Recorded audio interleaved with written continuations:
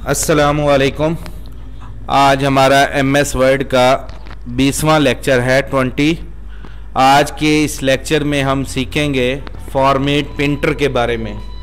Text को format कैसे लगाते हैं। फॉर्मेट पेंटर की मदद से हम एक ही टेक्स्ट को आगे मुख्तलिफ स्टाइल्स वगैरह फॉलो कर सकते हैं। तो सबसे पहले हम MS वर्ड पे आए।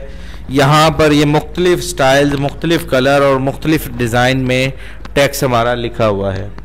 तो अब मैंने इस टेक्स्ट बहावलपुर के टेक्स्ट को फॉलो करना है इस नाम मोहम्मद अली रज़ा पे।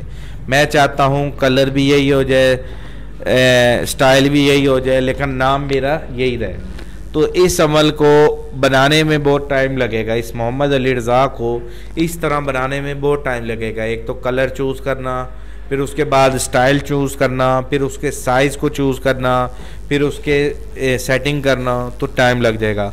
एक ही सेकंड में जो अमल हो जाए उस अमल को कहते हैं फॉर्मेट पेंटर।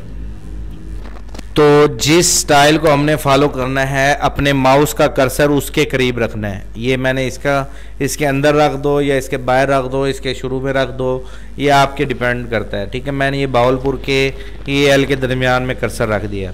और इस फॉर्मेट पेंटर जो ब्रश सा बटन बना हुआ है, इसको ऑन कर लें। ठीक है, तो ये देखें ये ऑन हो चुका है, ब्रश बना हुआ है।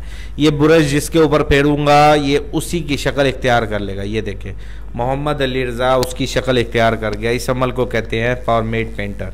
ठीक है, मैं चाहता हूँ कि नहीं, मुझे ये नहीं अच्छा लग रहा, मुझे ये हामिद रज़ा का स्टाइल अच्छा लग रहा है, तो आप हामिद रज़ा के दरमियान में कर्सर रखने के बाद फॉर्मेट पेंटर को ऑन करेंगे। ये ब्रश एक्टिव है, जिस टेक्स्ट के ऊपर आप फेरेंगे वो वैसा बन जाएगा। ये देखें पहले रेड कलर में था, फिर ग्रीन में कन्वर्ट हो गया, अब हामिद रज़ा का जो स्टाइल था ये उसमें कन्वर्ट हो गया। इस अमल को कहते हैं फॉर्मेट पेंटर। ठीक है, अगर आप ये डॉटेड वाला और ये ग्रीन स्टाइल चाहते हैं तो इसके बाद क्लिक करने के बाद फॉर्मेट पेंटर को ऑन किया और जिस नाम के ऊपर फेरोगे वो नाम, उसकी शक्ल और वही हूबहू इख्तियार कर लेगा। ना आपको बनाना पड़ेगा, बस एक ही सेकंड में एक बटन और एक ब्रश की मदद से आप उसको पेस्ट कर सकते हैं। इस अमल को कहते हैं फॉर्मेट पेंटर। उम्मीद करता हूँ MS वर्ड का ये 20 लेक्चर आपको समझ आ गया होगा। Thank you. अल्लाह।